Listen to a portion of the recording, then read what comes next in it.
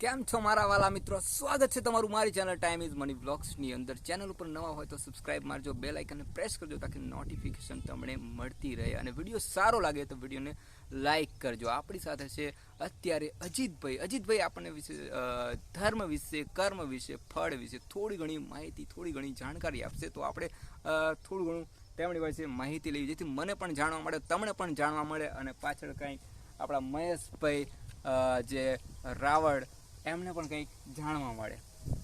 તો આપણે આજ જાણીશું ધર્મ વિશે, કે ધર્મ શું છે, માણસનો શું ધર્મ છે, કે શું આપણે હિન્દુ, મુસ્લિમ, શીખ, બુદ્ધ એ ધર્મ છે? ના, આપણો ધર્મ છે માનવતા. આપણે બધા જીવો પ્રત્યે કરુણા રાખીએ, દયા રાખીએ, સહનશીલતા, એ જ આપણો ધર્મ છે, સાચો ધર્મ. ધર્મ એટલે આપણી ફરજ. આપણા જીવનમાં આપણો ધર્મ શું હોવો જોઈએ, કર્મ શું હોવા જોઈએ, શું ઈશ્વર શું છે, આપણને ઈશ્વરે શું આપ્યું છે. તો ઈશ્વરે કીધું છે ચોરી ન કરવી, તમે ચોરી ન કરો. પછી તમે આપણને હનુમાન ચાલીસામાં કીધું કે ભૂત પ્રેત આ બધું મિથ્યા છે, ખોટું છે. જેમ આપણા અંતરાત્મામાં જ્ઞાનનો પ્રકાશ થવાથી આ બધું દૂર થાય છે અજ્ઞાન. તો ભૂત પ્રેત એક પણ મિથ્યા છે. હંમેશા લોકો કહે છે ભૂત હોય છે, પ્રેત ના, એવું કંઈ હોતું નથી. પછી આપણા કર્મકાંડ જુદા જુદા, આપણે પાખંડથી દૂર રહેવા જોઈએ. અત્યારે નવા સાધુ આવે છે, માર્કેટમાં નવા નવા બાબા આવે છે, એ તમને ફક્ત લૂંટે છે. એટલે એ તમારી ઉપર જે તમને કહે છે કે ભાઈ આ વસ્તુ થાય, આ વસ્તુ થાય, એ વસ્તુ એ બધું ખોટું છે.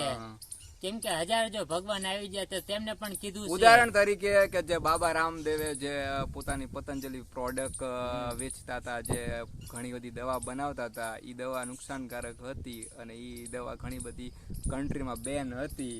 તો એવું થઈ શકે કે આ ટાઈપ તમને શું કહેવાય ફરજી દવા આપી શકે છે અને કદાચ તમારું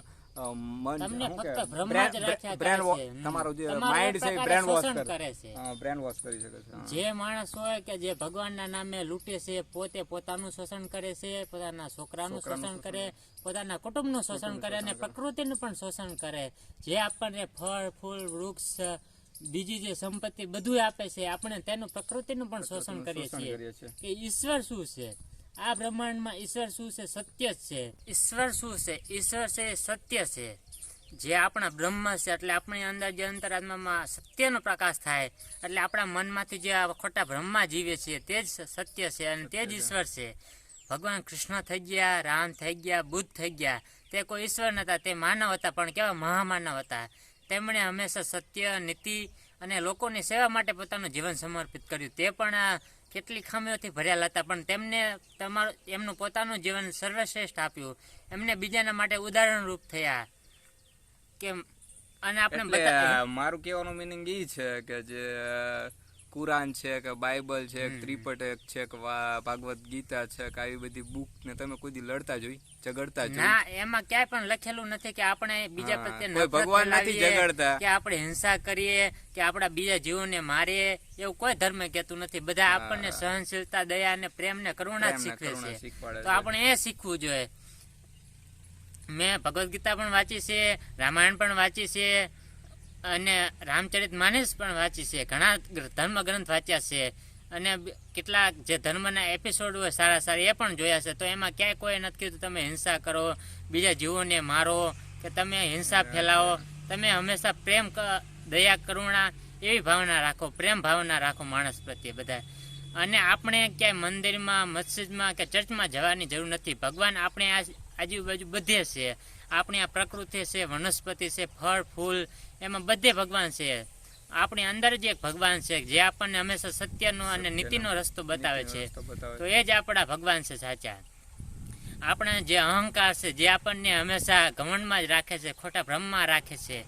તો આપણે સત્યને જાણવાથી, આપણે આત્મામાં સત્યનો પ્રકાશ થવાથી અહંકાર દૂર થાય, એટલે આપણે ભગવાનની નજીક જઈ શકીએ છીએ.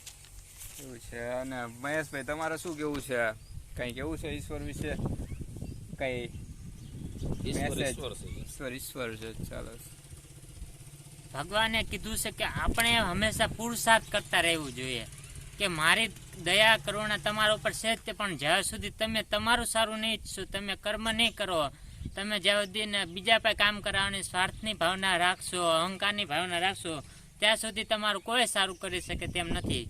બુદ્ધિ તમે પોતાના ઉદાહરક તમે પોતે જ છો. હમ તમને કોઈ માર્ગ દેખાડી શકે છે, પણ એ માર્ગ ઉપર ચાલવું એ તમારી ફરજ છે કે તમારે શું કરવું, શું ન કરવું, શું જોવું, શું ના જોવું. જેમ કે અત્યારના આધુનિક યુગની અંદર તમારી પાસે મોબાઈલ છે, તો તમે શું ઇન્સ્ટાગ્રામની ખોટી રીલ્સ બનાવવામાં પાછળ રહેશો, કે ઇન્સ્ટાગ્રામની જે ખોટી રીલ્સ છે એ જોવામાં રહેશો, કે કોઈ ખોટી મૂવી જોવાની અંદર તમારો ટાઈમ વેસ્ટ કરો છો. એની સિવાય કે તમને કોઈ રસ છે કે કોઈ સારી બુક વાંચો, કોઈ ધર્મની બુક, કોઈ બીજી કોઈ બુક, કોઈ જ્ઞાનની બુક, કોઈ સાયન્સની બુક, તો તમને કદાચ જાણવા મળી શકે છે. તમે ક્યાંક ફરવા જઈશો તો તમને સાચી માહિતી મળી શકે. ભારત ભ્રમણ કરશો તો ભારતની અંદર અલગ અલગ કલ્ચર છે. ક્યાંક રાધે કૃષ્ણ બોલતા હશે તો ક્યાંક જય શ્રી કૃષ્ણ બોલતા હશે, ક્યાંક રામ રામ બોલતા હશે, ક્યાંક જય સિયારામ બોલતા હશે, ક્યાંક અસલામ માલિકુમ બોલતા હશે, તો ક્યાંક બોલતા હશે પ્રિન્સ લોર્ડ. એ રીતના ઘણી બધી જગ્યાએ ઘણા બધા કલ્ચર ભારતની અંદર જ જોવા મળશે. તમને શું કેવું તમારું? સાચી વાત, એકદમ સાચી વાત. ગૌતમ બુદ્ધે કીધું છે કે આપણે જેવા વિચાર ધરાવીએ છીએ, સારા વિચાર ધરાવીએ છીએ, તો આપણે તેવા બનીએ. આપણે જેવા મગજમાં વિચાર લાવીએ આપણે તેવા જ બનીએ છીએ, આપણે તેવા કર્મ કરીએ છીએ.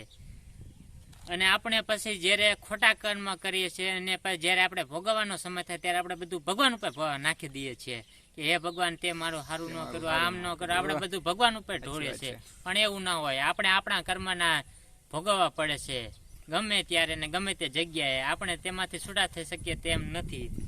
અને આ પૃથ્વી ઉપર સારું પણ છે અને ખરાબ પણ છે, પણ તમે શું જુઓ, તમારો નજરિયા, તમારો દેખાવ કેવો છે તેના ઉપર આધાર રાખીએ. આપણે હંમેશા સારી વસ્તુ મેળવવી જોઈએ અને ખરાબને આપણે આપણા જીવનમાંથી દૂર ધકેલવી જોઈએ.